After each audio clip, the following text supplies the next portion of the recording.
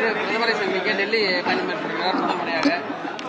அது எப்பவுமே routine program தான். அது யார் முதலமைச்சராக வந்தாலும் பிரதமரை மரியாதை நிமித்தமாக சந்திப்பார்கள். நேற்று எங்களுடைய கேரளா முதலமைச்சர் திரு மாண்புமிகு சதீஷன் அவர்கள் சந்தித்திருக்கிறார். இன்று தமிழ்நாட்டு முதலமைச்சர் அவர்கள் சந்திக்கிறார். சார், நீட் தேர்வில் குளறுபடி தமிழ்நாட்டுக்கு வர வேண்டிய பல்வேறு நிதிகள் இன்னும் வராமல் இருக்கு.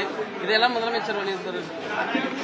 அது தொடர்ந்து நாமும் போராடி கொண்டிருக்கிறோம். தமிழ்நாட்டு உரிமைகளை எந்த விதத்திலும் விட்டுக் கொடுக்க கூடாது என்று அதை முதல்வர் வலியுறுத்துவார் என்று முழுமையாக நம்புகிறோம்.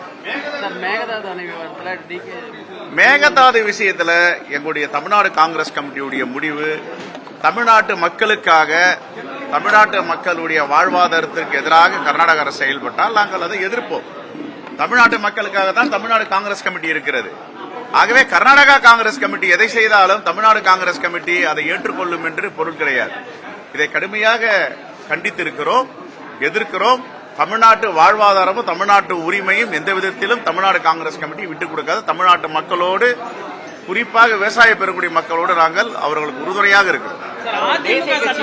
காங்கிரஸ் வந்து ஒரு தேசிய கட்சி, அப்படி இருக்கும்போது நீங்க அங்க மாநிலத்திலும் ஆள்றீங்க, அப்படிங்கும்போது உங்க டெல்லி தலைமை கிட்ட சொல்லி இதை வந்து நடவடிக்கை எடுக்கலாம். சொல்லுவோம், சொல்லி கண்டிப்பா நடவடிக்கை சொல்லுவோம். அதிமுக சட்டமன்ற தொடர்ந்து ராஜினாமா செய்து தாவேக்காவில் இணைந்து வராங்க. இது பல்வேறு விமர்சனங்களை ஏற்படுத்தியிருக்கிறது. குதிரை பேரம் நடக்கிறது. காங்கிரஸ் பேரியக்கம் ஒருபோதும் குதிரை பேரத்தை அனுமதிக்காது. அது மோடிக்கும் என்ன அளவுகோலோ அந்த அளவுகோல் தான் எல்லாருக்கும். நாங்க கடுமையா அருணாச்சல பிரதேசத்துல, கர்நாடகால, மகாராஷ்டிரால குதிரை பேரத்தை காங்கிரஸ் கமிட்டி வன்மையாக கண்டித்தது, எதிர்த்திருக்கிறது. அதே அளவுகோல் தான் எல்லா மாநிலத்திற்கும்.